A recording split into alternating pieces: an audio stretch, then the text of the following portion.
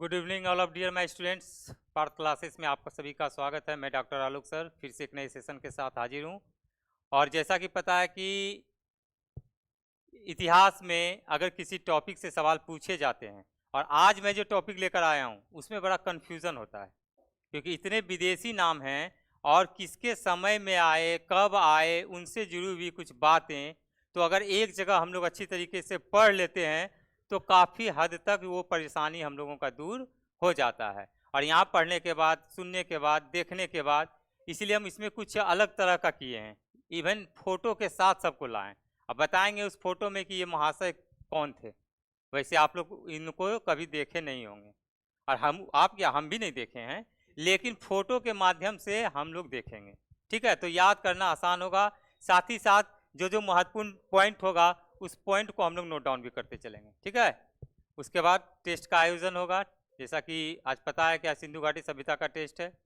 ठीक है ना, तो पहले थोड़ा सा पढ़ लिया जाए, उसके बाद टेस्ट का मजा लिया जाएगा, क्योंकि थोड़ा इंतजार का मजा लीजिए उसके बाद। ठीक है ना, चलिए देखते हैं। हमारा टॉपिक है प्रमुख यात्री और शासक। विभिन्न भारत के प्रदेशों में, क्षेत्रों में विभिन्न शासकों के समय में विभिन्न देशों से कुछ यात्री यहाँ या तो भ्रमण करने के उद्देश्य से आए, या तो यहाँ पढ़ने के उद्देश्य से आए, या तो किसी शासक के साथ आए। ठीक है ना, तो कौन कौन उसमें से थे, एक एक करके उसके बारे में हम लोग चर्चा करेंगे। ठीक है, चलिए आगे बढ़ते हैं। सबसे पहले जो सबसे महान और सबसे इम्पोर्टेंट परीक्षा की दृष्टि से, वो है मेगस्थनीज। कौन है? सबसे पहला महत्वपूर्ण यही है, मेगस्थनीज का नाम।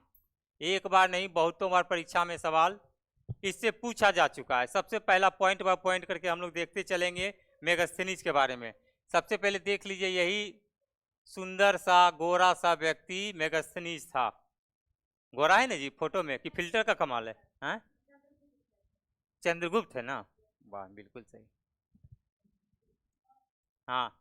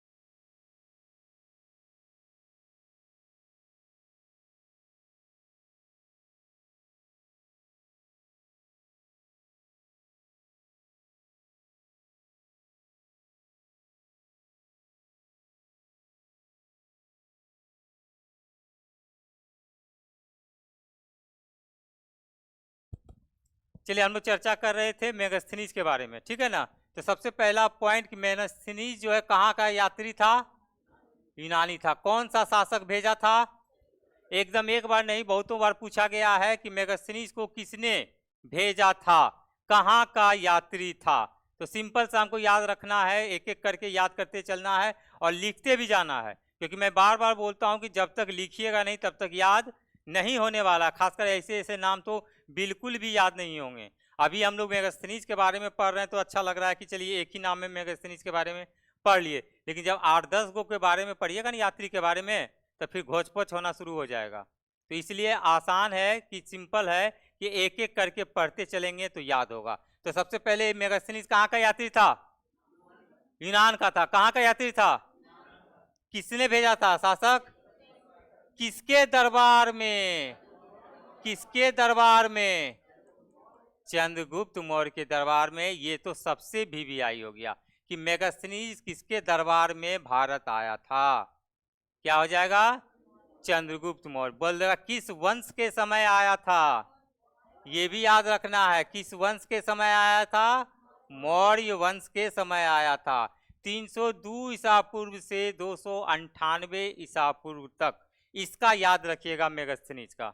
और बाकी का नहीं भी याद रख सकते हैं तो कोई दिक्कत नहीं है, लेकिन मेगास्थनीज का आप डेट भी याद रखिएगा 302 ईसा पूर्व से 298 ईसा पूर्व। ठीक है, यहाँ तक इन्हीं को कोई दिक्कत नहीं, एकदम ये सब याद करने वाला है, थोड़ा सा ही समझने वाला है।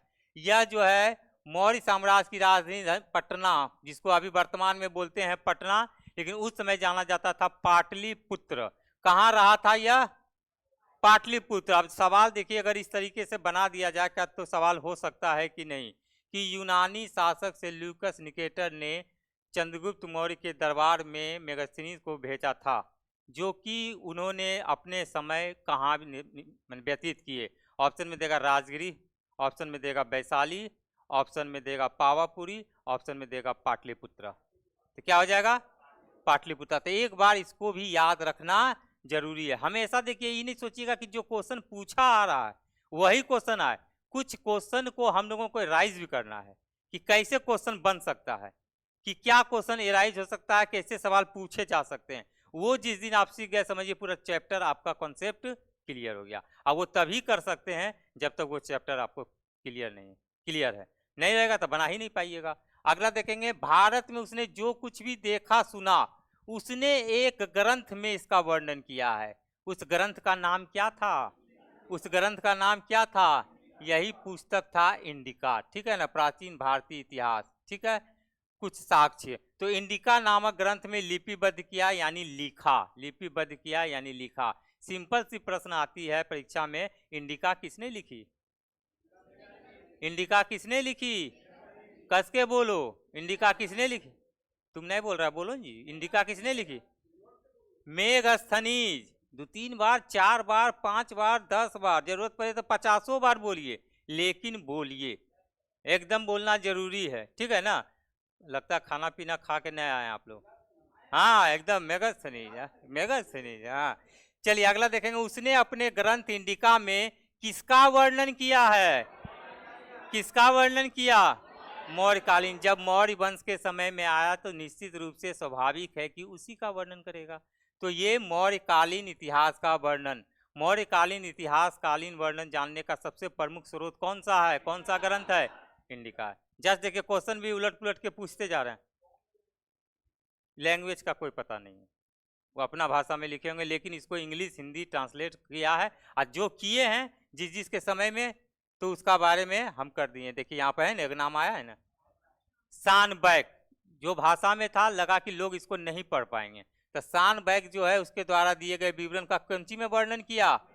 अंग्रेजी में। लिख लीजिए, सीधा भाषा में लिख लीजिए, शानबैग द्वारा अंग्रेजी में इसका अनुवाद। सिर्फ इतना ही, शानबैग द्वारा इंडिका का अंग्रेजी में अनुवाद। कुछ लंबा लैंग्वेज नहीं लिखना है, छोटा लैंग्वेज भी लिखिएगा तो काम चल जाएगा, लेकिन ये शानबैग जानना जरूरी है, ये अंग्रेजी जानना जरूरी है, ये इंडिका लिखा है ये जानना जरूरी है, किसके बारे में इंडिका है ये जानना जरूरी है, मौर्यकालीन कहाँ रहा था ये जानना जरूरी है, किसके शासक के समय में आया था ये जानना जरूरी है, कहाँ का था ये जानना जरूरी है। बस इतना कि शासक के समय में किसने भेजा था, कौन सा शासक? सेल्यूकस। यानी 7 से 8 प्रश्न मेगास्थनीज के बारे में। ठीक है, अब इसको हम लोग अगले दिन जब होगा तो इसका टेस्ट के माध्यम से मल्टीपल चॉइस क्वेश्चन मारेंगे, तो बिल्कुल है कि इसका कॉन्सेप्ट एक बार में क्लियर हो जाएगा। अभी हम लोग समझ रहे हैं, देख रहे हैं, लिख रहे हैं। ठीक है ना, आगे बढ़ते हैं। आगे में आइए, डायमेकस। बहुत बार नाम सुने होंगे डायमेकस का। बस अब देखिए कैसा घौच-पौच होना शुरू हो जाएगा। अभी इंडिका तक मेगास्थनीज से ठीक था, लेकिन जैसे डायमेकस आएगा, फिर डायनोसियस आएगा, प्लिनी आएगा, तो सब उथल पुथल होना शुरू हो जाएगा। तो डायमेकस के बारे में सबसे पहला पॉइंट है कि सीरिया के शासक एंटीओकस प्रथम। सीरिया का शासक कौन था? एंटीओकस प्रथम। एंटीओकस प्रथम सीरिया का शासक था। उसने जो है डायमेकस को किसके दरबार में भेजा था? किसके दरबार में भेजा था? बिल्कुल सही, डायमेकस जो है किसके दरबार में आया था? बिंदुसार के दरबार में। दूत बनाकर, मैंने अपना प्रतिनिधि बनाकर सीरिया का शासक जो था एंटियोकस प्रथम ने भेजा था। तो यहाँ पे दो बातें महत्वपूर्ण कि डायमेकस को किसने भेजा था? एंटियोकस प्रथम। किस शासक के समय? बिंदुसार। किस वंश में आया था? किसके समय में, किस शासन काल में, किस वंश में? बिंदुसार कौन वंश का था? हर्यक के बोल रहा है, बिंबिसार होगा हर्यक, ये कंफ्यूजन होता है, इसलिए बिंदुसार बिंबिसार बराबर कंट्रारी, मैंने मिलता जुलता नाम है ना, तो कंफ्यूजन होता है। वो हर्यक वंश, ये मौर्य वंश। चंद्रगुप्त मौर्य का बेटा कौन था? और अशोक के पिताजी कौन थे? हाँ, बस अगला आ जाइए। बस उसमें डायमेकस में तीन को बात ज्यादा एकदम जानना जरूरी नहीं, जो एकदम मोस्टली इंपॉर्टेंट है वैसे प्रश्न ही आप लोगों के बीच, ठीक है। तो डायमेकस के बारे में जानना है कि एंटियोकस प्रथम ने बिंदुसार के समय में भेजा था, ठीक है, सीरिया का शासक एंटियोकस प्रथम ने। अब आइए डायनोसियस, ये भी एक था विदेशी यात्री, हाँ डायनोसियस। यह मिस्र के राजा, मिस्र का राजा था टॉलमी फिलाडेल्फस, टॉलमी फिलाडेल्फस कहाँ का राजा था? मिस्र का। ये भी परीक्षा में सवाल पूछा जा चुका है कि डायनोसियस जो है किसके प्रतिनिधि के रूप में भारत आया था? तो किसके प्रतिनिधि के रूप में? Ptolemy Philadelphus. टॉलमी फिलाडेल्फस का क्या था? यह राजदूत था। यह भी जो है मौर्य सम्राट बिंदुसार के दरबार में आया था। किसके समय में आया था? बिंदुसार के समय में। एकदम याद रखिए, बिंदुसार के समय में दो गो आया था, दोनों का नाम डॉ से, एक डायमेकस, एक डायनोसियस। डायमेकस डायनोसियस, बस डाई डाई याद रखिए, बाल रंगने का, डाई करने का, कलर करने का, भाई जरूरत पड़ गया तो डाई करने का मतलब डायमेकस और डायनेसियस, ये दोनों आया था बिंदुसार के समय में, दोनों आया था मौर्य वंश के समय में। एक शासक का नाम हो जाएगा एंटियोकस प्रथम और एक शासक हो जाएगा टॉलमी फिलाडेल्फस, ठीक है। अब आ जाइए प्लिनी, बहुत बार बहुत इंपॉर्टेंट, एकदम VVI। इसके बारे में क्या सिर्फ जानते हैं कि इसने प्रथम शताब्दी में एक पुस्तक लिखी थी, नेचुरल हिस्ट्री, सबको पता होगा। नेचुरल हिस्ट्री नामक पुस्तक किसने लिखी? प्लिनी। नेचुरल हिस्ट्री नामक पुस्तक किसने लिखी? और इंडिका नामक पुस्तक किसने लिखी?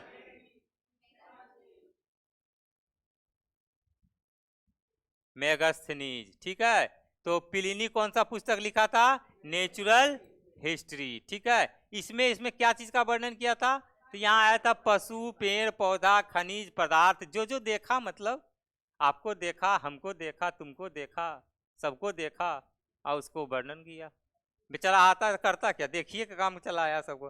तो बाकी यहाँ क्या है? तो सबसे पहले नजर आया यहाँ की जीव जंतु बहुत ज्यादा है, आदमी की संख्या यहाँ बहुत ज्यादा है, जनसंख्या उस समय भी हमारे यहाँ भारत में बहुत हुआ करती थी, तो इसीलिए जीव जंतु पेड़ पौधा जितना था सबका वर्णन किया। साथ ही साथ खनिज पदार्थ की दृष्टि से हमारा भारत उन्नत हुआ करता था, तो इस कारण से उसका भी वर्णन किया। कभी कभी ऐसे भी प्रश्न आ जाते हैं कि नेचुरल हिस्ट्री में, नेचुरल का मतलब से ही समझ आता प्राकृतिक, हाँ बस एकदम इसीलिए क्लियर है, इसके बारे में कोई दिमाग लगाना नहीं है।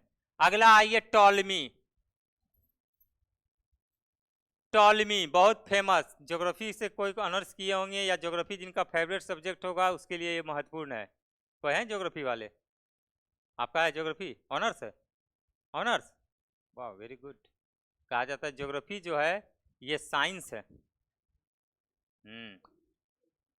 आर्ट्स वाले के लिए साइंस है यह।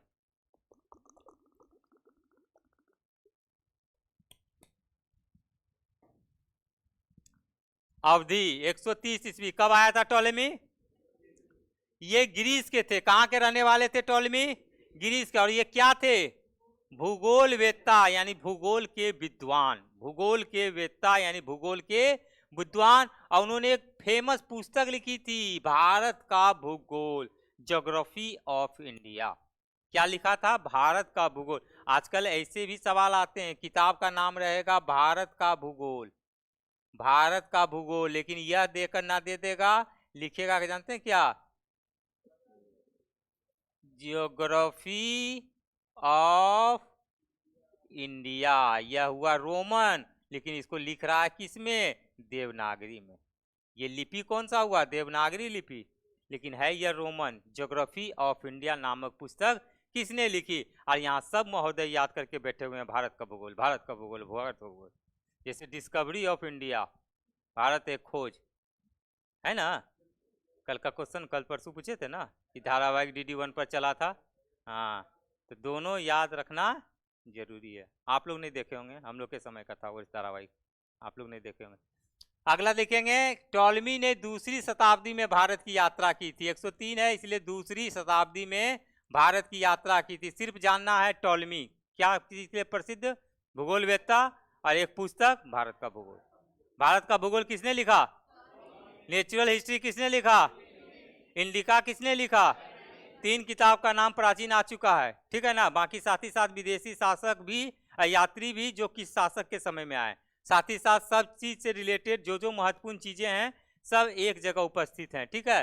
टॉलमी यही है, इसमें कोई डाउट नहीं है, ठीक है ना। हाँ, इसमें डाउट नहीं है। टॉलमी का चेहरा ऐसा ही हुआ करता था, सब बूढ़ा बुजुर्ग का ही फोटो है जितने हैं। मैं यहाँ पे कोई जवान आदमी का पिक्चर आपको नहीं मिलेगा, क्योंकि जानकारी ज्यादा बूढ़े के द्वारा ही व्यक्त की जाती थी। अब आइए फाइयान, देखिए लगिए रहा है चाइना का आदमी, चीनी का लगिए रहा है, चीन का जैसा।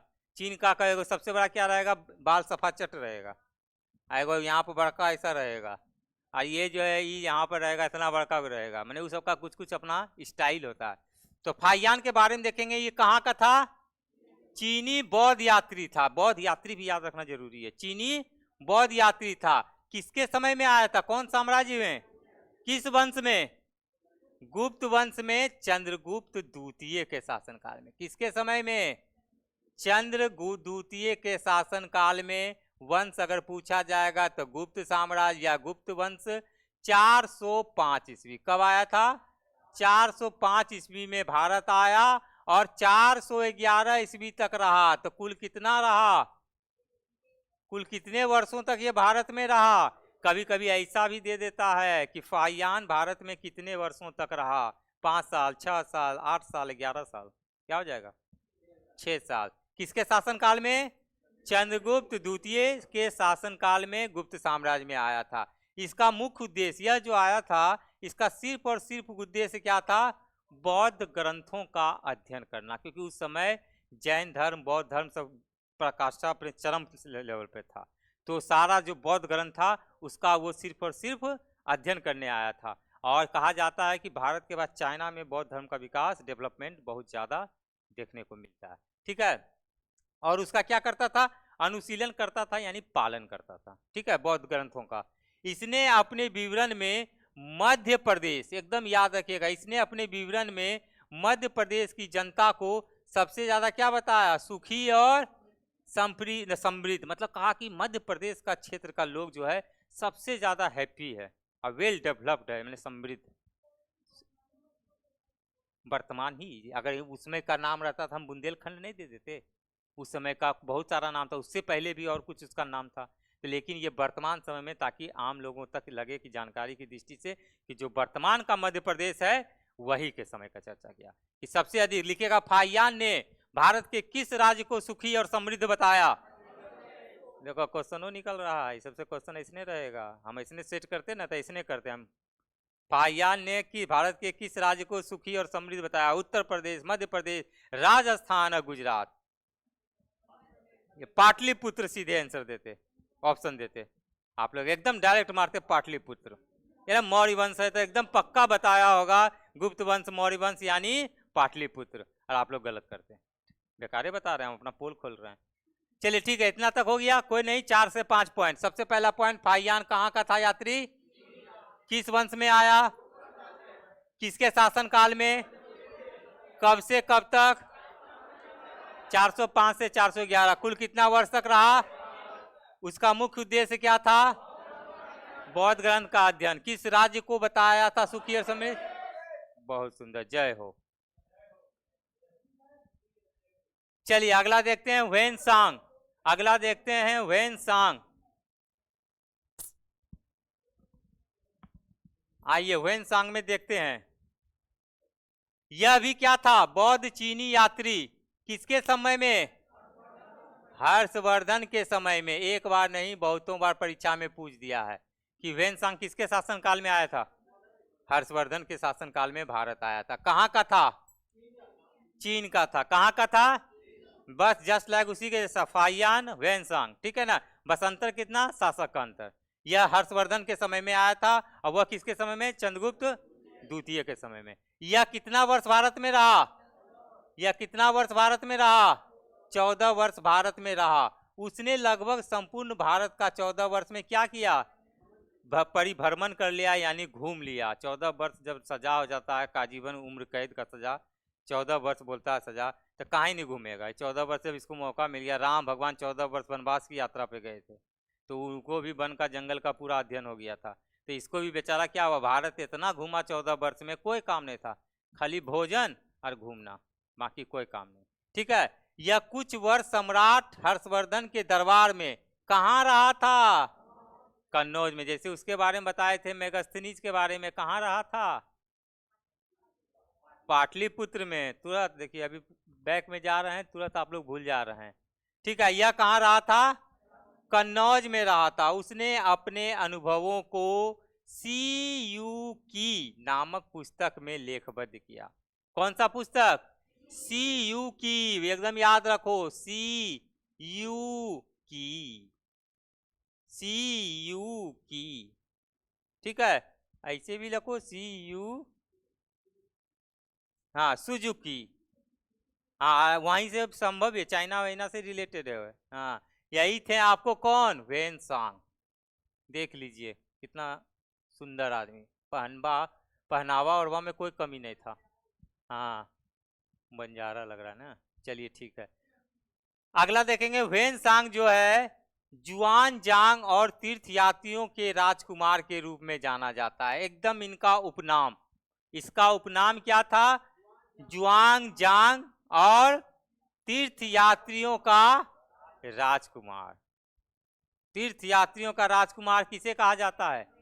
एकदम एक बार नहीं बहुतों बार परीक्षा में पूछा जा चुका है कि तीर्थयात्रियों का राजकुमार किसे कहा जाता है? ह्वेनसांग। ह्वेनसांग किसके समय में आया था?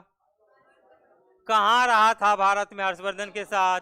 कन्नौज में। उसने अपनी यात्रा का वर्णन किस पुस्तक में किया? सी यू की, सी यू की। इंडिका कौन लिखा? नेचुरल हिस्ट्री किसने लिखा? एकदम सबको याद करते चलना है, रिवीजन करते चलना है। इन है कि एगो अगुआ वाला को तो पिछलका वाला को नहीं, ठीक है, पीछे वाला को भी याद रखना है, आगे वाला को भी याद रखना है। चलिए अगला देखते हैं। ताशकंद और स्वात घाटी के मध्य, ताशकंद और स्वात घाटी के माध्यम से आया था। कहां से आया, कैसे आया? ठीक है, जानकारी के लिए रखते हैं। पुस्तक सीयूकी की या पश्चिम दुनिया का यह क्या है? बौद्ध का रिकॉर्ड है, माने बौद्ध धर्म का जो है ना, ये सब कह सकते हैं रिकॉर्ड है। क्या है? तो ताशकंद और स्वात घाटी के माध्यम से आया था। और इस पुस्तक, कौन सा पुस्तक? सी यू, यहीं पर की लिखी है ना, उधर चला गया, ठीक है, यही पुस्तक इन्होंने लिखा था, सी यू की। तो जानकारी के लिए कौन सा महत्वपूर्ण पॉइंट? तीर्थयात्रियों का राजकुमार। सी यू की किसने लिखा? कहाँ रहा था? किसके समय में आया था? कितना वर्ष रहा? कहाँ का यात्री था? मतलब हर यात्री से 7 8 5 6 7 8 क्वेश्चन महत्वपूर्ण। ठीक है, एक एक करके लिखते चल रहे हैं ना। हाँ लिखिए भी, नहीं तो फिर बाद में वीडियो भी देखिएगा। एक बार लिख लीजिए, फिर वीडियो भी देखिएगा, तब याद अच्छा से होगा प्रॉपर में। खाली सुनिएगा तो ठीक है, दिमाग में तो रहेगा ही, लेकिन एक बार थोड़ा हाथ को भी कष्ट दे दीजिए। नहीं लिख पा रहे हैं तो हमको बोलिएगा, हम लिख देंगे, ठीक है ना। इत्सिंग। अगला आइए, यात्री में से किसका नाम आता है? इत्सिंग। यह भी कहाँ का था? चीन का था। चीन का यात्री ज्यादा आया था, क्योंकि यहाँ बौद्ध धर्म का प्रचार ज्यादा था, इसी कारण से। यह कौन यात्री था? बौद्ध यात्री, इत्सिंग, ठीक है ना। इत्सिंग कहाँ का यात्री था? चीनी था, बौद्ध यात्री था। इन्होंने अपनी पुस्तक प्रमुख बौद्ध भिक्षुओं की आत्मकथाओं में समकालीन भारत का वर्णन किया कि मैंने उस समय का भारत का स्थिति क्या था, उसी में इन्होंने क्या किया था? वर्णन किया था। इस चीनी यात्री ने 7वीं शताब्दी में, कब आया था डेट कोई फिक्स नहीं है, ये दे दिया है 671 से 95, कंट्राडिक्शन बड़ा है, लेकिन इसीलिए क्या कर दिया, इसको 7वीं शताब्दी बोल दिया गया है कि थोड़ा सा आगे पीछे अगर हो जाए तो कोई दिक्कत नहीं है।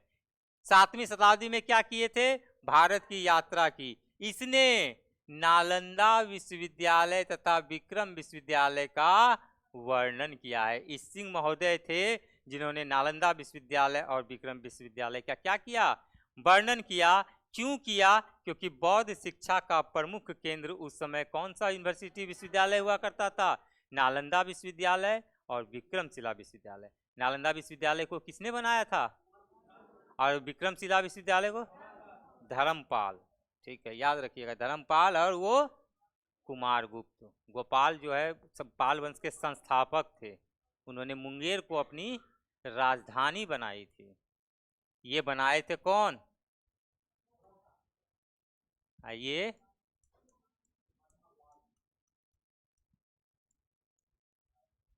गोपाल जो है पाल वंश का संस्थापक, पाल वंश का संस्थापक, और एक इससे ही रिलेटेड मिलता है, मुंगेर को राजधानी। कौन मुंगेर,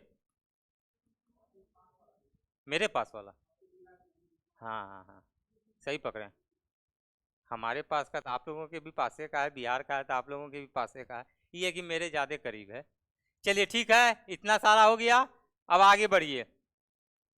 अल बरूनी बहुत ही फेमस, या आ जाइए मध्यकाल में, ठीक है ना। अल बरूनी जिसका सबसे पुराना माने पूरा नाम या शॉर्ट नाम जो कह सकते हैं क्या था, अबू रेहान महमूदी, या सीधा नाम मिलता है अबू रेहान, एकदम सब जगह यही नाम भी मिलेगा, अल बरूनी या अबू रेहान। एकदम देखिए कितना प्यारा मासूम, देखने में कितना खूबसूरत, ओसामा बिन लादेन जैसा लग रहा है सही बोले हैं, ओसामा बिन लादेन का चेला होगा। चलिए कोई बात नहीं, काम भी उसका वैसा ही था, ऐसा बात नहीं, काम भी हाँ हमरे जैसा लग रहा है था, हमको भी ओसामा बिन लादेन तुम बना दोगे हाँ अबरी सही पकड़ो। 11वीं शताब्दी में यह महमूद गजनबी का प्रमुख दरबारी था। किसका, महमूद गजनबी, एकदम याद रखना है। अब थोड़ा सा नाम आएगा शासक का टेढ़ा मेरा, क्योंकि मुस्लिम शासक का नाम आएगा, तो इसलिए थोड़ा बहुत उन लोगों का नाम थोड़ा सा होता ही है उसी तरीके का। तो उसी के साथ क्या हुआ था, यह भारत आया था। पूछता है कि अल बरूनी किसके साथ भारत आया था, महमूद गजनबी के साथ। अल बरूनी किसके साथ भारत आया, अबू रेहान किसके साथ भारत आया था, महमूद गजनबी। पहला पॉइंट यहीं पर याद करना दृष्टि से और एग्जाम की दृष्टि से महत्वपूर्ण, इसको यहाँ याद कर लेते हैं किसके साथ भारत आया था, एक महत्वपूर्ण। अब आइए कि इन्होंने एक पुस्तक लिखी थी, ग्रंथ लिखी थी, तहकीक हिंद, या उसको बोलते हैं किताबुल हिंद। तहकीक हिंद या किताबुल हिंद, जिसको कि कहा जाता है भारत का इतिहास। क्या कहा जाता है, भारत का इतिहास। तहकीक हिंद, एक बार और भी लिख दे रहे हैं ताकि आप लोगों का ध्यान फोकस रहे, तो याद करना आसान होगा। और इसी को कहा जाता है किताब उल हिंद। तहकीक हिंद या किताब उल हिंद किसने लिखी, अल बरूनी। बहुत बार परीक्षा में पूछा गया है, इसने विस्तृत विवरण दिया, ठीक है। अल बरूनी के अनुसार भारतीय समाज कितना जाति में विभाजित था, 16 जाति में विभाजित था, जैसा उन्होंने पाया, देखा, समझा, और उन्होंने वर्णन किया कि भारत की समस्त जातियां कितनी भागों में विभाजित हैं, 16। जबकि वर्तमान में देखिएगा तो भारत में बहुत सारी जातियां हैं, बहुत वर्गों में विभाजित है। यहाँ पर आदमी लोग एक तरह तरह के होते हैं और तरह तरह की यहाँ जातियाँ हैं। जितना आदमी की जनसंख्या ना है उससे लगता है ज़्यादा जातीय संख्या है।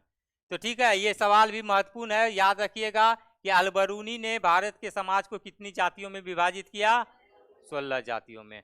अब आइए अल मसूदी, ये दूसरा नाम है, वो दूसरा है, इन्हें सोचिएगा यहीं पर लिखा हुआ था अलग। ये अल मसूदी का हम लोग चर्चा कर रहे हैं, हेडिंग में दीजिएगा अल मसूदी। अल मसूदी जो कि अरबी यात्री था, ठीक है ना। यहाँ से ये दूसरा है अल मसूदी, ये था कहाँ का, लिखेंगे यह एक अरब का इतिहासकार था, भूगोल वेत्ता भी था और खोजकर्ता भी था। सिंपल लिख लीजिए कि अरबी इतिहासकार था, एक ही लाइन में क्लियर हो जाएगा। यह एक अरबी इतिहासकार था। उन्हें अरबों के हेरोडोटस के रूप में भी जाना जाता है। इसे अरबों के हेरोडोटस, हेरोडोटस का नाम सुने हैं क्या? फादर ऑफ, जो चीज हम लोग पढ़ रहे हैं, इतिहास का वर्णन कर रहे हैं, पढ़ रहे हैं, उसके वो पिता कहे जाते हैं, हेरोडोटस। तो इसलिए कहा गया इसको अरबों का हेरोडोटस, यानी अरब का इतिहास का जानकारी रखने वाला। कौन? अल मसूदी। कहाँ का रहने वाला? अरब का रहने वाला। ठीक है। यह अरबी यात्री प्रतिहार शासक महिपाल प्रथम के शासन काल में आया था। किसके शासन काल में आया था? महिपाल प्रथम, जो कि प्रतिहार वंश, क्योंकि उस समय गुज्जर प्रतिहार ये सब वंश हुआ करता था। हाँ, गुज्जर पाल प्रतिहार ये सब रहता था। ये तो किसका? उसी में था, प्रतिहार का शासक महिपाल प्रथम। एकदम याद रखिएगा कि अल मसूदी किसके समय में भारत आया? महिपाल। जो जो देखिए हम घेरते जा रहे हैं वो सब चीज समझिएगा, महत्वपूर्ण है परीक्षा की दृष्टि से। बाकी चीज समझने के लिए, कॉन्सेप्ट के लिए, ज्यादा जानने के लिए, याद करने में सहायता के लिए, लेकिन परीक्षा की दृष्टि से, क्वेश्चंस की दृष्टि से महत्वपूर्ण जिसको जिसको हम घेर रहे हैं वो सब। ठीक है ना? किताबुल हिंद, तहकीक हिंद। ठीक है। अब आइए कि इसके द्वारा महजूल जवाह नामक क्या लिखा गया? ग्रंथ लिखा गया। ऐसे सब सवाल ही जानते हो मेरे भाई लोग, ऐसे परीक्षा में पूछा जाता है। और हम लोग क्या करते हैं कि कैसा कैसा क्वेश्चन दे देता है। कहीं आज तक नामों नहीं सुने थे। एक बीपीएससी में भी दिया था ना वो पुस्तक का नाम, सहजानंद सरस्वती वाला, कितना टफ लग रहा था। आपका रिजल्ट हुआ क्या? बीपीएससी दिए थे? नहीं।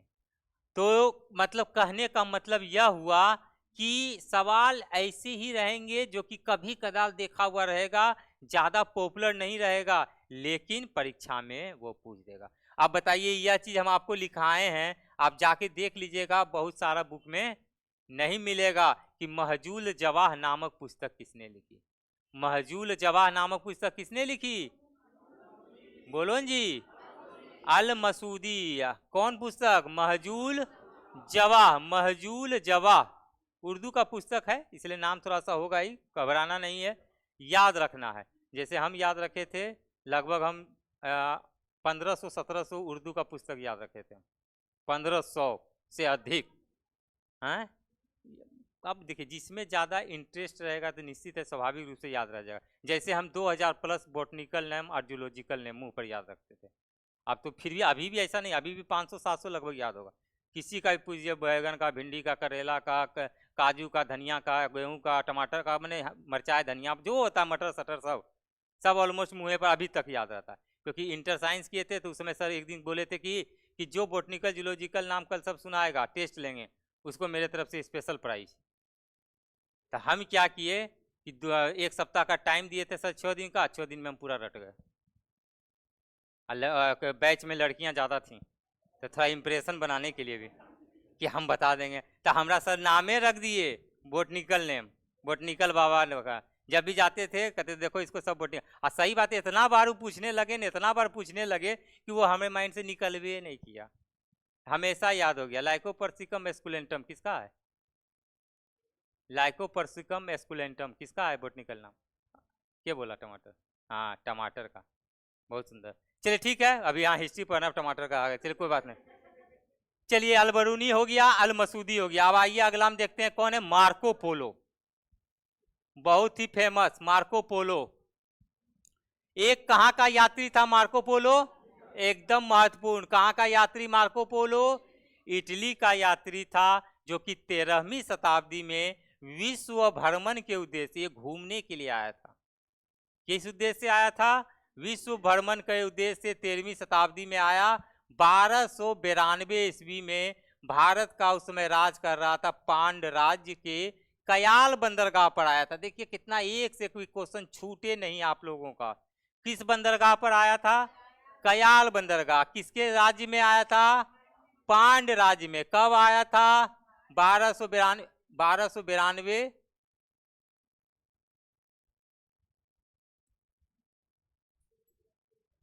हाँ, चलिए ठीक है। तो क्या कह रहे थे हम? 1292, या तो अगर ईस्वी शताब्दी भी याद रखना है तो शताब्दी क्या हो जाएगा? 13वीं शताब्दी आपको याद रख सकते हैं। उसने अपने यात्रा वृत्तांत को द ट्रेवल्स, क्योंकि यात्रा ही करने के उद्देश्य से ही आया था, लेकिन फिर भी कंफ्यूजन हो जाएगा कि द ट्रेवल्स नामक पुस्तक किसने लिखी? Marco Polo. द ट्रेवल्स नामक पुस्तक किसने लिखी? Marco Polo. 6-7 गो पुस्तक का नाम हो चुका है, याद करने में अगर दिक्कत होगा तो एक जगह कहीं लिख लीजिएगा सब पुस्तक का नाम। इंडिका करके अलग लिखिएगा, सीयूकी अलग लिखिएगा, द ट्रेवल्स अलग लिखिएगा, नेचुरल हिस्ट्री अलग लिखिएगा। इस तरीके से करके याद करना आसान होगा, ठीक है ना।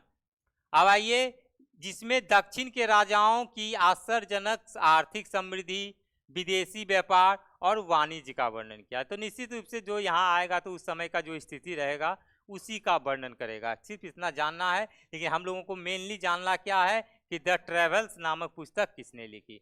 इसकी एक अन्य पुस्तक the book of sir Marco Polo, एक और बुक था the book of sir Marco Polo में भारत के आर्थिक इतिहास का वर्णन है। ये वाला याद रखिएगा कि the book of sir Marco Polo में किसका वर्णन किया गया है? तो सिर्फ और सिर्फ भारत का आर्थिक इतिहास। अब इसको हम सवाल बनाते हैं, इसको हम प्रश्न के फॉर्मेट में लाते हैं, यह कि the book of sir Marco Polo में मार्को पोलो ने भारत के किस समाज का या किस विषय में जानकारी दी? तो ऑप्शन में रहेगा आर्थिक इतिहास, सामाजिक इतिहास या रहेगा धार्मिक इतिहास, इनमें से कोई नहीं। तो क्या हो जाएगा? आर्थिक इतिहास। यानी आर्थिक चीज, हमको इकोनॉमिक चीज के बारे में जानकारी रखना है, क्योंकि यहाँ भी लिखा हुआ है, देखते हैं, आर्थिक समृद्धि, व्यापार, वाणिज्य, सब कहीं ना कहीं का संबंध क्या है? आर्थिक से ही है। तो ये था मार्को पोलो और यही है मार्को पोलो, ठीक है। हमेशा ये सब इतना पढ़ल लिखल आदमी था, दिन भर कहाँ जाता था, किताबें लेके घूमते रहता था। अभी जाइएगा आप लोग श्रीलंका वगैरह या गए चल जाइए ना, उतना दूर तो जाने का नहीं। जितना बहुत भिक्षु लोग को देखिएगा जो घूमने सब आते हैं, हाथ में एकदम बुके ले रहेगा, अब पहनावा ओरवा एकदम अलग रहेगा, बाल एकदम सफा चट रहेगा, चप्पल उसका यूनिक टाइप का रहता है वो हाँ। अब आइए निकोलो कोंटी, तो अंग्रेजी लग रहा है एकदम। निकोलो कोंटी कहाँ का यात्री था? इटली का। निकोलो कोंटी कहाँ का था? यह किसके साम्राज्य में आया था? विजयनगर साम्राज्य। निकोलो कोंटी किसके समय में आया था? विजयनगर साम्राज्य के समय में इन्होंने क्या की थी? यात्रा की थी। यह विजयनगर आने वाला क्या था? पहला विदेशी यात्री। यह याद रखिएगा, विजयनगर आने वाला यह कौन था? पहला विदेशी यात्री। कौन? Niccolo Conti. यह विजयनगर के जो राजा थे देवराय प्रथम, याद रखिएगा, विजयनगर का राजा देवराय प्रथम के शासन काल में पहुंचा था। बहुत बार पूछा गया है यह वाला प्रश्न कि निकोलो कोंटी किसके दरबार में या किसके समय में भारत आया था? देवराय प्रथम। दो को था, देवराय द्वितीय भी था, देवराय प्रथम भी था, और दोनों ऑप्शन में रहेगा। अब पहला नंबर ऑप्शन देगा देवराय द्वितीय, ज्यादा पॉपुलर वही था, ये भी बता देते हैं आप लोगों को। तो पहला ऑप्शन में देवराय द्वितीय देगा तो द्वितीय ही मार दीजिएगा आप लोग। जैसे पद्म वाला पुरस्कार वाला पूछे थे तो तुरंत मार दिए थे 132, देखे तो नहीं थे आप लोग। तो इसीलिए क्वेश्चंस को भी अच्छे से पढ़ना है। कोई भी एग्जाम देने जाइए तो अगर क्वेश्चंस को अच्छा सा पढ़ लिए और उसको समझ गए, समझिए आधा जीत वहीं हो गई आपकी। नहीं समझ पाए तो आप वहीं फेल हो गए। तो ठीक है, देवराय प्रथम के शासन काल में आया था, इसभी याद रखना जरूरी नहीं है। उसने अपनी यात्रा के विवरणों को लैटिन भाषा में लिखा है। इसका देखिए भाषा क्लियर है, इसलिए इसके बारे में बता दिए कि इन्होंने अपनी यात्रा का विवरण किस भाषा में दिया? लैटिन। ऑप्शन में देगा अरबी, फारसी, लैटिन, ग्रीक। क्या मारिएगा? लैटिन भाषा में, ठीक है। उन्होंने तेलुगु भाषा को क्या कहा था? पूर्व का इतावली। इतावली माने वहां भाषा जो फेमस थी, तो कहा जाता था कि इंडिया में पूर्व का इतावली भाषा कौन सा भाषा? तेलुगु। किसने कहा था? Niccolo Conti. याद रखिएगा, किसने कहा था? Niccolo Conti. क्या कहा था? पूर्व का इतावली। किस भाषा को? तेलुगु भाषा को पूर्व का इतावली कहा जाता है। किसके अनुसार? निकोलो कोंटी के अनुसार। बार बार देखो एक ही चीज बता रहे हैं, एकदम महत्वपूर्ण है ये सब चीज। बाद में जब वीडियो देखना तो जो लाल लाल घेरा में है, हाँ हाँ बिल्कुल सही। तो गोल गोल जो घेरा हुआ है लाल लाल वाला, उस सबको ज्यादा फोकस करना है, ठीक है ना। एक बार जरूर वीडियो आप लोग देखिएगा। अब आ जाइए अब्दुल रज्जाक, एक फेमस पाकिस्तान का खिलाड़ी भी था, ऑलराउंडर। संन्यास ले लिया, पहले खेला करता था अब्दुल रज्जाक, ठीक है ना। यह फारस का राजदूत था। कहाँ का था? फारस का राजदूत था। अब्दुल रज्जाक कहाँ का राजदूत था? फारस का था। 1442-43 ईस्वी में विजयनगर के राजा, देखिए अभी तुरंत देवराय प्रथम के बारे में चर्चा किए थे, अब यहाँ आ गया देवराय द्वितीय, राज नहीं द्वितीय। देवराय द्वितीय के समय में, किसके समय में आया था? देवराय द्वितीय के समय में। कौन आया था? अब्दुल रज्जाक। अब्दुल रज्जाक किसके शासन काल में आया था? अब्दुल रज्जाक किस वंश के समय या किस शासन के समय में आया था? संगम काल, विजयनगर साम्राज्य, या देगा आपको बहमनी साम्राज्य, या देगा आपको प्रतिहार वंश, क्या मारिएगा? विजयनगर। एकदम किसी भी तरह से परीक्षा में सवाल पूछे तो हमको आंसर आना चाहिए। क्या है माँ, लग रहा है पुराने वाले क्लास में हम जैसा पढ़ा रहे हैं वैसा पढ़ा रहे हैं कि नहीं? 8 साल पहले ही हमसे पढ़ी है, 8 साल के बाद हमको खोजले आइए। और आते के साथ पहला प्रश्न यही कि सर कहाँ हैं, हम तो पहचान ही नहीं पा रहे हैं सर को। तो सही बात है भाई, कोई भी नहीं पहचान पाएगा। पहले कुछ और भी हम हुआ करते थे, अभी कुछ और ही हैं, लेकिन आप लोगों के बीच हैं, बस यही सबसे बड़ी बात, ठीक है ना। पहले का जमाना और था, वैसा हमेशा। हाँ क्या बोले, बोलिए। वो देवराय है, राज कहीं है ये नहीं है। सब जगह देवराय प्रथम ही है, देवराय द्वितीय ही है। चलिए ठीक है, क्लास रेगुलर रहिएगा एकदम। 3 से 4 महीना जो आपका एग्जाम आने वाला है, बीच में बहुत आप भी संघर्ष किए हैं, खैर कोई बात नहीं, जीवन में सबके साथ ये सब पल आता है। एकदम तैयारी में लगे रहिए। अगला देखते हैं पॉइंट में, उसने अपने विवरण में किसका वर्णन किया? तो निश्चित रूप से जिसके समय में आएगा तो उसी का वर्णन करेगा। विजयनगर साम्राज्य के समय में आया था तो विजयनगर राज का व्यापार, उद्योग, बंदरगाह, कृषि, निवासियों का रहन सहन, सब यही सब लंद फंद देवानंद। हाँ जो होता है सबको समेट लेना है। हम सिंपल भाषा में यही बोलते हैं कि आप देखिए, व्यापार दे दिया, उद्योग दे दिया, बंदरगाह दे दिया, कृषि दे दिया, निवासी का रहन सहन भी दे दिया। तो भाई सब चीज दे दिए भाई, तो एक बार लिख देता कि पूरी जानकारी दी, भूल जाता होगा सब। इसी बात है, रीति रिवाज भी दिया, खजाना भी दे दिया, तो सभी का अच्छा से वर्णन किया है। जब इतना कर देगा भैया तो अच्छा सा तो वर्णन होवे करेगा, खराब वर्णन काहे होगा। तो ये कहने का मतलब हुआ कि विजयनगर साम्राज्य की संपूर्ण जानकारी देने वाला कौन था? अब्दुल रज्जाक। किसके समय में आया था? निकोलो कोंटी किसके समय में आया था? एकदम याद रखिएगा। कहाँ का ही राजदूत था?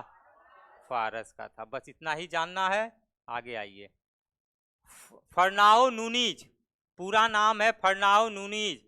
अरे क्लास ले रहे हैं भाई, रुको ना, क्लास ले रहे हैं। हाँ क्लास ले रहे हैं, आओ आधा घंटा बाद।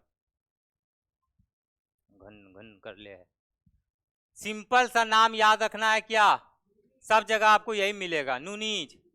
नूनीज माने छोटा बच्चा को हम लोग नूनू बोलते हैं, बाबू बोलते हैं, ठीक है ना।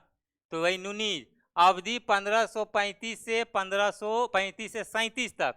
पुर्तगाली व्यापारी, कहाँ का था यह? पुर्तगाल का था। ये भी विजयनगर साम्राज्य में पर्टिकुलर जो था तुलुब वंश, तुलुब वंश के समय में, जो कि अच्युत देव राय के शासन के दौरान आया था।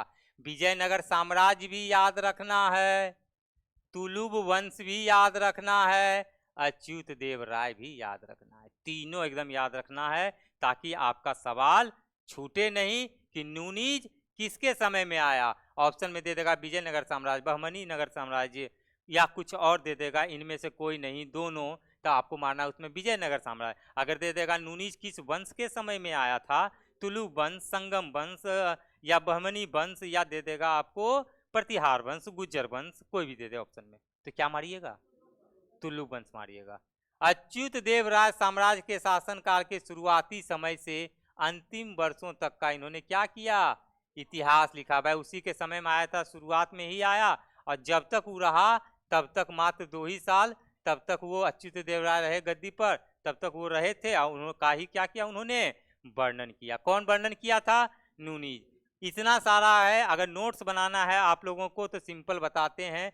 एक चीज देख लीजिए कि मान लिया कॉपी ले रहे हैं तो सिर्फ लिखना है नूनीज, ज़्यादा एकदम नहीं रखना है। पॉइंट आउट कैसे करना है? नूनीज लिखना है, सिर्फ लिखेंगे यहाँ पर विजयनगर, कॉमा लिखेंगे क्या? तुलु वंश। उसके बाद क्या लिखेंगे? अच्युत देव राय। इतना लिख लिए, बाकी उसके बाद कहीं नहीं कुछ लिखना है, और यहीं पर ब्रैकेट में लिख लेंगे पुर्तगाली व्यापारी। इतना में आपका सवाल नूनीस से अगर पूछ दिया तो नहीं पूछेगा, बस एक लाइन में आपका पूरा क्लियर। बाकी इसके बारे में क्या है इतना लंबा चौड़ा उतना लिखना नहीं है। तो जितने भी हम यात्री लिखा रहे हैं इसी तरीके से करके नोट्स बनाइए, काफ़ी फायदा होगा। अब इसमें से पूछने का सवाल सबसे पहला पूछते हैं, नूनीस कहाँ का यात्री था? कहाँ का था? किस देश का था? पुर्तगाल का था। किसके समय में आया था? कौन साम्राज्य? किस वंश? किस शासक? हो गया, बस यहाँ से सब क्लियर है, एक लाइन में सारा चीज क्लियर। ठीक है, अगला देखेंगे बारबोसा।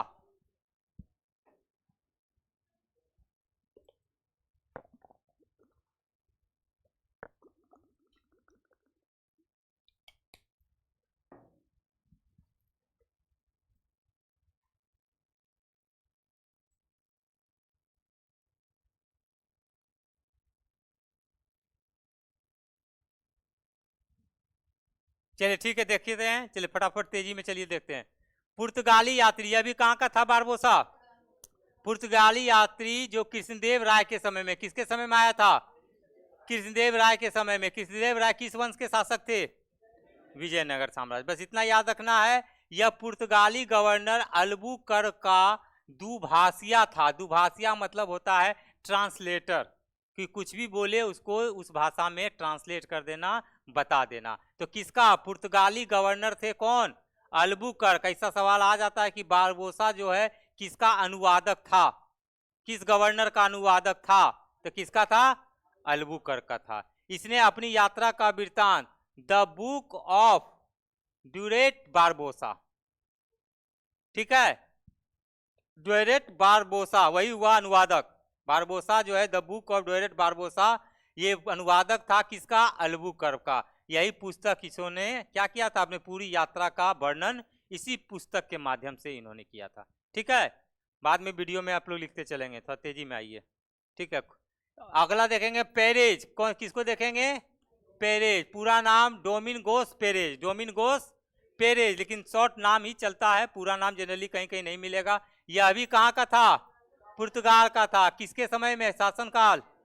वंश देखेंगे तो विजयनगर, शासक देखेंगे तो कृष्णदेव राय, सब उसी के समय के आसपास का है। ये सब नाम जो मिलेगा पुर्तगाल वाला मिलेगा।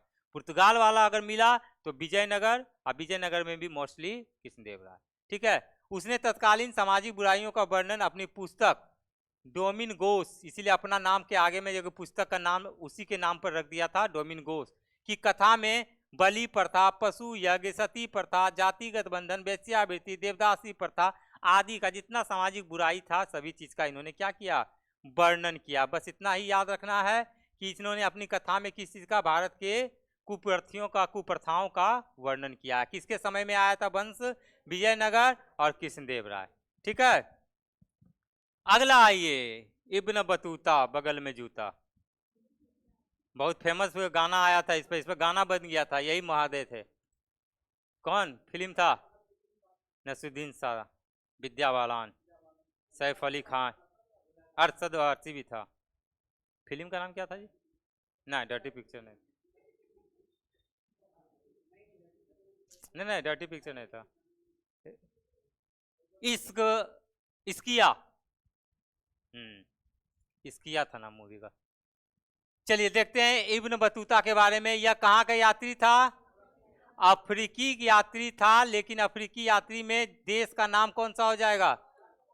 मोरक्को। मोरक्को की राजधानी कहाँ है? पूछे थे, हाँ, मोरक्को की राजधानी रबात। यह मोरक्को का यात्री था। किसके समय में आया था? पगला के समय में आया था। पगला बादशाह के समय, उसको कहा जाता है पगला बादशाह। हम ऐसे अपने मन से नहीं बोल रहे हैं, पगला बादशाह के नाम से कौन जाना जाता है? MBT, पूरा नाम मोहम्मद बिन तुगलक, पगला बादशाह के नाम से जाना जाता था। बहुत ही पगला को झेला है।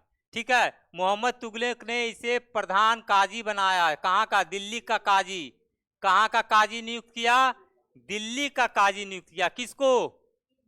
इब्न बतूता का, जो कि मोरक्को का यात्री था, अफ्रीकी का यात्री था। ठीक है ना, और इसको क्या किया, दिल्ली का काजी नियुक्त किया, साथ ही साथ राजदूत बनाकर भेजा था, अपना राजदूत बनाकर मोहम्मद बिन तुगलक। कहाँ भेजा था?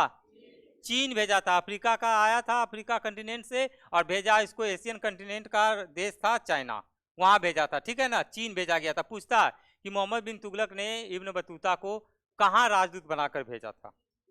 चीन। कहाँ उसको कहाँ का काजी नियुक्त किया? दिल्ली का काजी, ठीक है। इन्होंने एक फेमस पुस्तक लिखी थी, रहेला नहीं रेहला। इन्होंने एक पुस्तक की रचना की, बहुत ही फेमस, बहुत ही फेमस, एकदम याद ही कर लो, छाप लो, एकदम दिमाग में चिपका लो। नहीं चिपकता है तो फेविकोल से चिपका लो। क्या चिपका ले सैया? फेविकोल से एकदम जो मिले उससे चिपका लेना है एकदम। फेविक्विक, हाँ फेविक्विक लगा लीजिएगा तो उखड़बे नहीं करेगा। हाँ फेविकोल कभी कभी उखड़ भी जाता है। चलिए, ये रेहला नामक पुस्तक किसने लिखी? Ibn Battuta. रेहला नामक पुस्तक कौन लिखा? कौन देश का यात्री था? खोजा तनी, खोजा तनी, नहीं मिला तनी। यहाँ पर लिखा है देश के नाम मोरक्को, इसलिए बार बार बोलते हैं मोरक्को। मोरक्को की राजधानी कहाँ? रबात। चलिए आगे आइए। William Hawkins. विलियम हॉकिंस, अब आइए आधुनिक काल में, यही थे विलियम हॉकिंस, एकदम राजकुमार टाइप का देखने में। इसके बारे में कुछ टीका टिप्पणी नहीं कीजिएगा। ये हाँ, ये रियली में राजकुमार लग रहा है। अंग्रेज था तो अंग्रेज का कहा ही जाता कि देख, कोई व्यक्ति अगर बढ़िया से सूट बूट पहन लेता ना तो बोलेगा बड़का अंग्रेज का, हाँ कहता है कि बड़का अंग्रेज का औलाद लग रहा है। बढ़िया अगर सूट बूट झाड़ लेता है तो यही उपमा दिया जाता है। विलियम हॉकिंस इंग्लैंड के राजा जेम्स प्रथम, इंग्लैंड का राजा जेम्स प्रथम द्वारा भेजा गया था, जो किसके शासन काल में आया था? बस इतना ही याद रखना है। विलियम हॉकिंस किसके समय में आया था? जहांगीर। विलियम हॉकिंस किसके समय में आया था? कौन राजा भेजा था? कौन राजा भेजा था? जेम्स प्रथम भेजा था। अगला देखेंगे थॉमस रो। थॉमस रो लिखिएगा, बाद में लिखिएगा, बहुत टाइम बढ़ते जा रहा है। थॉमस रो एक कौन था? ब्रिटिश सी था, ब्रिटिश का दूत था। यह भी किसके समय में आया था? जहांगीर के समय में आया था। जहांगीर के साथ मांडू और अहमदाबाद दोनों का यात्रा किया था साथ ही में, इसलिए महत्वपूर्ण हो जाता है थॉमस रो। जहांगीर के साथ क्या किया था? यात्रा किया था। भारत में कितना दिन रहा था? 4 वर्ष रहा था। उसने मुगल साम्राज्य और अपनी यात्रा का वर्णन जो है अपनी एक पुस्तक, बहुत ही फेमस पुस्तक था, a voyage to East Indies. A voyage to East Indies किसने लिखी? A voyage to East Indies किसने लिखी? A voyage to East Indies किसने लिखी? Thomas Roe. किसके समय में आया था? जहांगीर के समय में। बस बाकी कुछ नहीं, सब भ्रष्टाचार षड्यंत्र हर सकाल शासन काल में होता है, ये सब जानना जरूरी नहीं है। अब आइए विलियम फिंच। विलियम फिंच के बारे में। फिंच जो है हॉकिंस के साथ ही सूरत बंदरगाह पर उतरा था। उसी के साथ, हॉकिंस के साथ ही क्या था? उसी के साथ सूरत बंदरगाह पर उतरा था। देखिए इसके बारे में, अनारकली डिस्को चली। सलीम और अनारकली की कथा का वर्णन करने वाला यह एकमात्र विदेशी यात्री था। नहीं हो बीबीआई आई तो लिख देते हैं बीबीआई। प्रेम कथा का वर्णन है सलीम और अनारकली का। सलीम अनारकली का नाम सुना है? सुना है? सलीम कौन था? जहांगीर था। बोलो शर्माता का है जी। सलीम और अनारकली का प्रेम कथा का वर्णन किसने किया था? क्योंकि देखिए यहाँ पर नाम लिखा हुआ है एकमात्र, इसीलिए यह महत्वपूर्ण है, विलियम फिंच। आइए टेवर्नियर, जैन बैप्टिस्ट टेवर्नियर, पूरा नाम है जैन बैप्टिस्ट टेवर्नियर। टेवर्नियर भी याद रखिएगा तो चलेगा। यह किसके शासनकाल में आया था? यह किसके शासनकाल में आया था? सबसे पहले जो कोहिनूर हीरा की जानकारी देने वाला कौन यात्री था? टेवर्नियर ही था। कोहिनूर हीरा की जानकारी यही दिया था सबसे पहले। उसके बाद जो है डलहौजी जो है प्राप्त किया था और महारानी को भेंट किया था। ठीक है ना? एकदम देखिए इसी तरह लिखिएगा विलियम फिंच। एक मिनट देख लो, बहुत महत्वपूर्ण टॉपिक है। विलियम फिंच इस तरह से करके लिखना। और क्या लिखोगे? किसके समय में? जहांगीर। फिर लिखोगे टेवर्नियर। टेवर्नियर किसके लिखोगे? शाहजहां। बस इसी तरीके से कर करके लिखते जाना है। किसी का पुस्तक रहेगा तो पुस्तक लिख देना है। इसमें लिखना है सलीम और अनारकली, इसमें लिखना है कोहिनूर हिला, बस इतना से क्लियर हो जाएगा। अगला आ जाइए पीटर मुंडी, मुंडी है मंडी ना है, पीटर मुंडी, ठीक है ना। पीटर मुंडी यह यूरोप का यात्री था। कहाँ का यात्री था? यूरोप का यात्री था। और यह भी किसके शासनकाल में आया था? पीटर मुंडी किसके शासनकाल में? पीटर मुंडी किसके शासनकाल में? टेवर्नियर किसके शासनकाल में? शाहजहां के शासनकाल में आया था, ठीक है।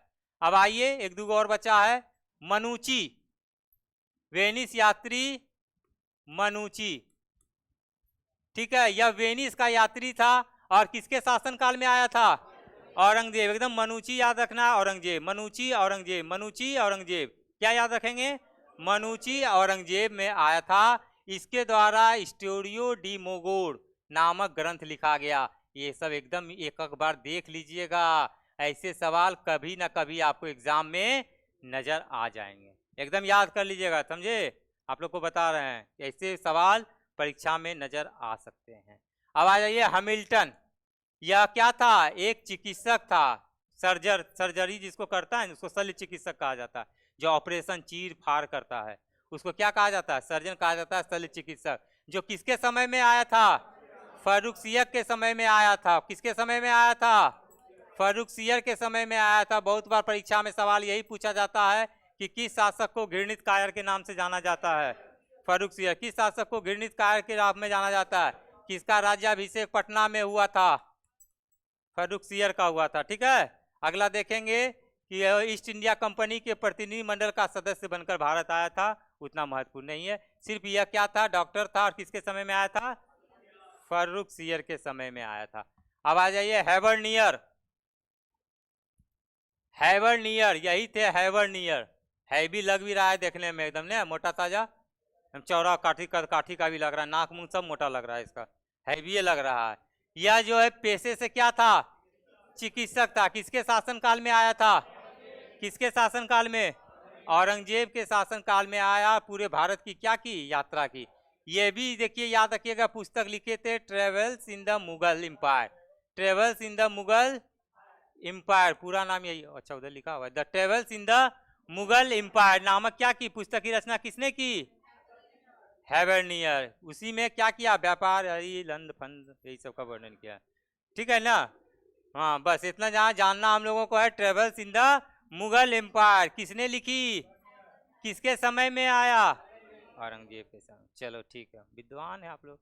हमेशा वहां पर खड़ा होने का दम रखो जहां से दुनिया पीछे मुड़ जाती है, ठीक है। ये नहीं कि एकदम पीछे में खड़ा रहना, जहां से दुनिया पीछे मुड़ जाए हमेशा वहां पर खड़ा होने का दम रखो, जज्बा रखो, तब तुम्हारी जीत सुनिश्चित है और तुम्हारी जीत सुनिश्चित होगी। क्योंकि आप मुझे समय दें, आप महिला पर काहे पड़ल रहते हैं, आप मुझे समय दें, मैं आपको सफलता दूंगा। इसी के साथ आज का सेशन समाप्त होता है। फिर मिलेंगे हम लोग नेक्स्ट सेशन में, तब तक के लिए शुक्रिया, मुबारक, जय हो।